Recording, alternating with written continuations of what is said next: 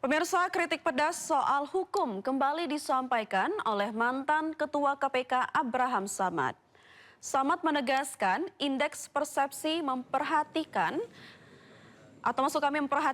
bukan sekedar angka, tapi bisa berdampak serius pada kepastian dunia usaha.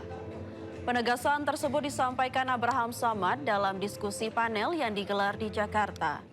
Abraham menilai lemahnya penegakan hukum bersumber dari praktik korupsi di lingkungan aparat penegak hukum seperti polisi, jaksa, dan hakim. Senada dengan itu, dosen hukum Universitas Andalas Ferry Amsari menyebut kondisi penegakan hukum saat ini sudah menyimpang dari prosedur.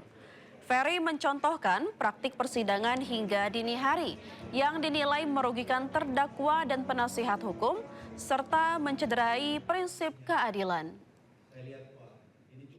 Karena IPK kita masih rendah, maka kita harus merubah strategi pemberantasan korupsi kita. Kita harus fokus kepada area-area tertentu. Oleh karena itu kalau Anda lihat apa yang diamanahkan oleh United Nations Convention Against Corruption, itu dia mensyaratkan kalau IPK mau cepat naik secara drastis, maka harus menyentuh yang namanya judicial corruption. Selain judicial corruption, ada 4 lagi. Foreign bribery, kemudian trading influence, kemudian illicit enrichment, dan yang keempat commercial bribery. Ada beberapa contoh, jadi yang saya presentasikan itu hasil penelitian, yaitu hipotesa belum selesai ya. Yang kita lihat itu tidak profesional. Misalnya ada perkara persidangan sampai jam 2 malam. Itu apa-apaan, itu hak terdakwa untuk dilindungi. Dalam studi ya, batas waktu profesional itu jam 9 pagi hingga jam 5 sore. Nah, Indonesia mengabaikan prinsip itu hingga jam 2 malam. Bagaimana orang akan fokus membela dirinya kalau sebuah perkara ditangani sampai jam 2?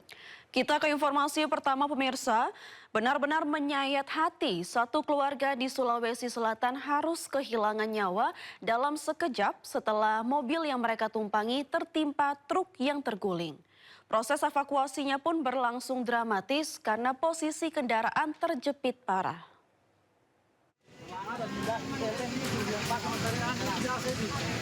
Sebuah minibus yang membawa satu keluarga ringsek parah usai tertimpa truk bermuatan kontainer di Jalan Poros Makassar, Pare, Desa Tamarupa, Kecamatan Mandale, Kabupaten Pangkep, Sulawesi Selatan. Proses evakuasi berlangsung dramatis lantaran kelima korban terjepit badan mobil yang tertimpa kontainer.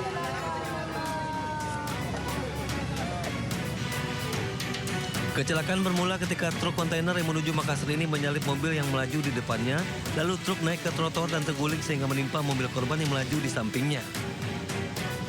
Akibat kejadian ini, 3 orang meninggal dunia yang merupakan seorang ayah serta 2 anaknya yang berusia 7 tahun dan 5 tahun. Sementara seorang ibu dan bayinya selamat. Kelima korban dibawa ke Puskesmas Mandale. Untuk penyelidikan sementara, mobil dump truck diduga menghindari mobil Brio sehingga naik ke median jalan sehingga oleng menimpa mobil Brio yang berada di sisi kirinya. Untuk korban sendiri di mobil Brio ada 5 orang. Pengemudi truk telah diamankan dan polisi masih menyelidiki penyebab pasti kecelakaan.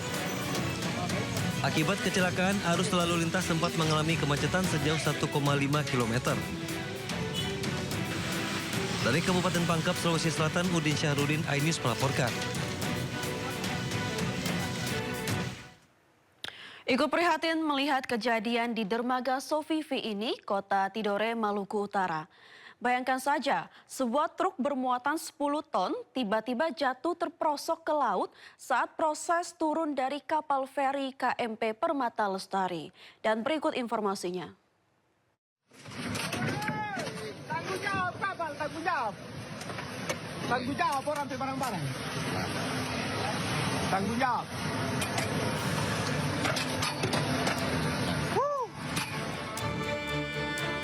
Truk bermuatan sekitar 10 ton terjatuh dan tenggelam ke dalam laut saat akan keluar dari kapal feri KMP Permata Lestari.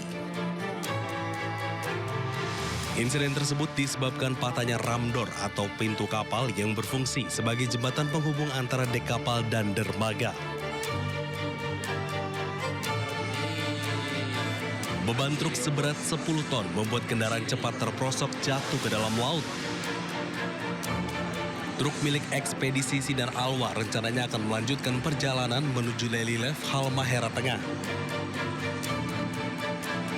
Di mana truk berada kurang lebih 15 menit di atas rem door dengan kekuatan yang tidak bisa menahan beratnya truk 10 ton. Akhirnya truk tersebut jatuh ke air laut.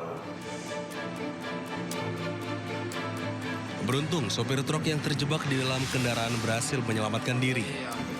Insiden ini tidak menimbulkan korban jiwa. Dari Ternate, Maluku Utara, Ismail Sangaji, iNews melaporkan.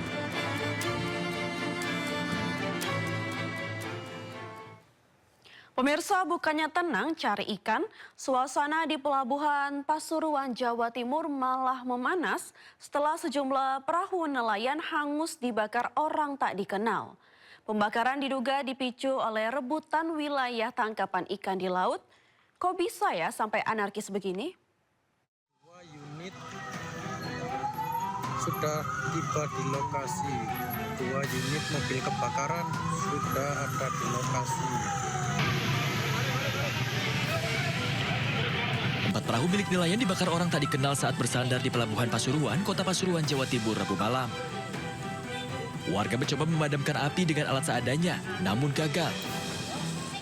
Api padam setelah 3 unit mobil pemadam kebakaran Kota Pasuruan dikerahkan ke lokasi.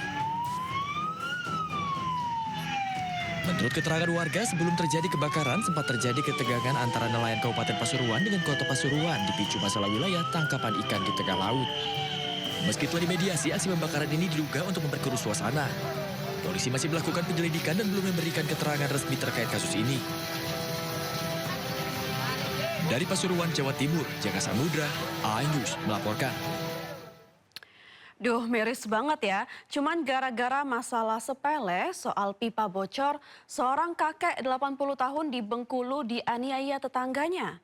Akibat kejadian ini, korban alami luka di kepala. Kok bisa ya masalah tetangga malah berujung kekerasan seperti ini?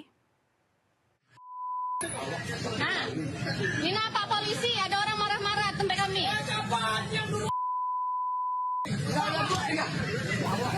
Keributan antar tetangga ini terjadi di Kelurahan Sumur Dewa, Kota Bengkulu. Dalam video amatir tersebut, keributan berujung tindak penganiayaan terhadap pemilik rumah yakni seorang kakek 80 tahun. Korban dipukul menggunakan batu di bagian kepala hingga harus mengalami 10 jahitan. Pelaku tindak penganiayaan yakni 2 orang pria yang merupakan tetangganya sendiri. Tindak penganiayaan ini ternyata hanya dipicu karena masalah pipa air yang bocor. Keluarga korban sebelumnya protes kepada pelaku karena aliran air dari rumah pelaku masuk ke halaman rumah korban dan menyarankan untuk diperbaiki. Namun pelaku emosi dan mendatangi rumah korban. Dugaan tindak pidana yang terjadi terkait dari percekcokan dan terjadinya suatu dugaan tindak pidana penganiayaan sudah kita tangani dan dalam proses masih dalam penyidikan dan Kini keluarga korban berharap polisi dapat memberikan hukuman demi memberikan efek jera kepada para pelaku penganiayaan yang telah diamankan.